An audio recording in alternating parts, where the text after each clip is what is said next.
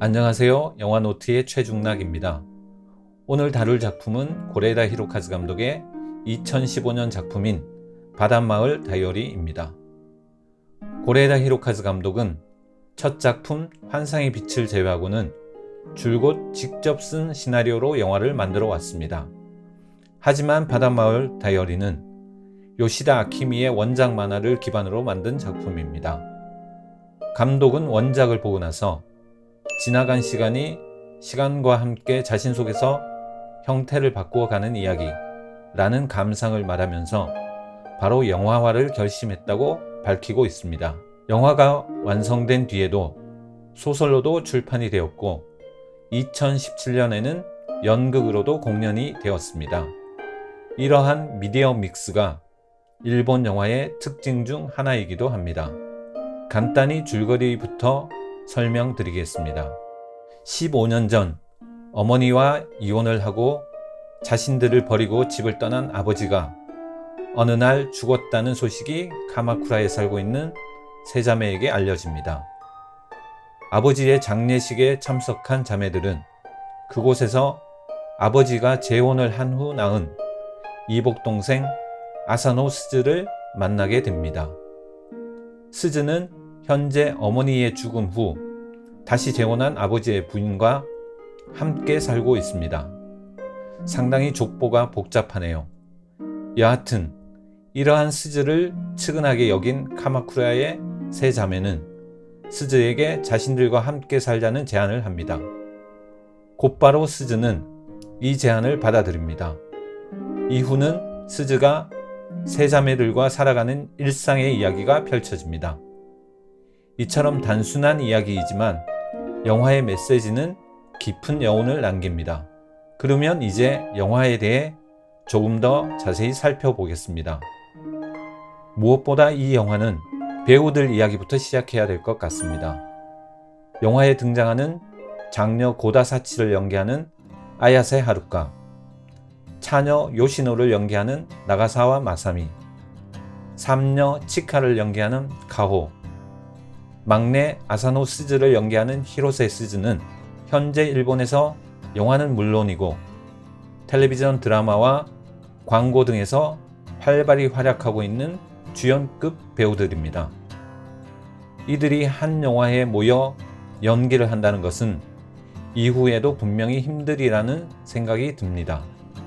이외에도 조연급으로 등장하는 남자 배우들인 츠츠미 시니치, 사카구치 겐타로, 카세에 료, 스즈키 료헤이 등도 이미 한국에서도 익숙한 배우들입니다.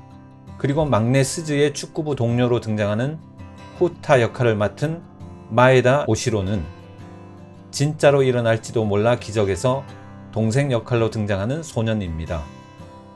그리고 고레다 히로카즈 감독의 페르소나인 키키키린, 닐리 프랭키도 등장하고 있습니다.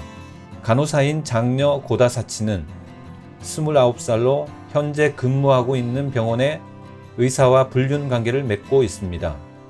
그리고 신용금고에서 일하고 있는 요시노는 22살로 연하남과 자유로운 연애를 하고 있습니다. 또 스포츠 매장에서 일하는 삼녀 치카는 점장을 좋아하는 것처럼 보입니다. 이들 자매에게 외할머니의 칠주기 때 재혼을 한 어머니가 갑자기 찾아옵니다. 스즈를 받아들이고 조금 익숙해지던 일상에 다시 또 다른 파문이 일기 시작합니다. 저녁 준비를 함께 하면서 막내 스즈는 장녀 사치에게 가정을 망가뜨린 자신의 어머니를 대신해 미안하다라는 말을 합니다. 하지만 그 말은 되돌아온 화살처럼 현재 불륜 관계를 이어가고 있는 사치의 가슴을 찌릅니다. 그리고 스즈는 아버지에 대한 희미한 기억밖에 없는 삼녀 치카에게 아버지의 맛과 아버지의 취미인 낚시에 대해 이야기합니다.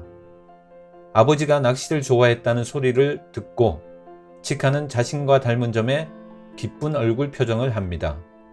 자매들에게 각자 아버지의 기억, 아니 추억은 함께했던 시간에 비례해 남아 있습니다.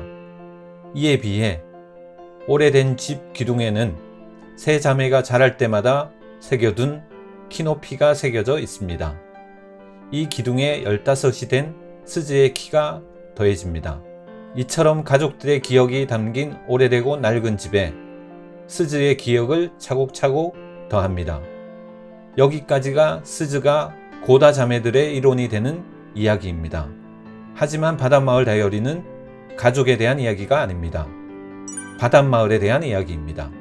마을에서 오랫동안 식당을 운영한 니노미야 아줌마도 아버지가 좋아했던 음식을 기억하는 자매들에게 전해주고 있었던 겁니다. 그리고 니노미야 아줌마의 장례식에서 릴리 프랭키가 연기하는 후쿠다는 스즈에게 아버지에 대한 이야기가 궁금하면 자신의 카페로 언제든지 찾아오라고 이야기합니다. 이처럼 이 영화는 가족의 이야기만이 아니라 바닷마을이 한 소녀를 받아들이는 마을의 이야기이고 사라진 사람들을 기억하는 이야기입니다. 영화 속에는 3번의 죽음이 등장합니다. 아버지의 죽음, 외할머니의 칠주기, 니노미야 아줌마의 죽음입니다. 하지만 죽음은 끝이 아니라고 고레에다는 이야기합니다. 아버지는 스즈를 남겼고 할머니는 자매들이 살아가고 딸이 찾아올 집과 55년이나 된 매실나무를 남겼습니다. 또 니노미야 아줌마는 전갱이 튀김을 산고양이 식당에 남겨줍니다. 영화는 가족만이 아니라 마을 전체가 서로 이어져 있다는 것을 이야기합니다. 죽음으로 사라지는 것이 아니라 아이와 음식, 집을 통해 기억되고 이어지고 있는 겁니다. 지금 한국의 현실과 어쩌면 일본의 현실과도 전혀 어울리지 않는 풍경이 바닷마을 다이어리에서는 그려지고 있습니다. 오늘 이야기는 여기까지입니다. 마지막으로 한 줄 평입니다. 영화 바닷마을 다이어리는 이렇게 가족이 되어간다. 그럼 여러분 안녕.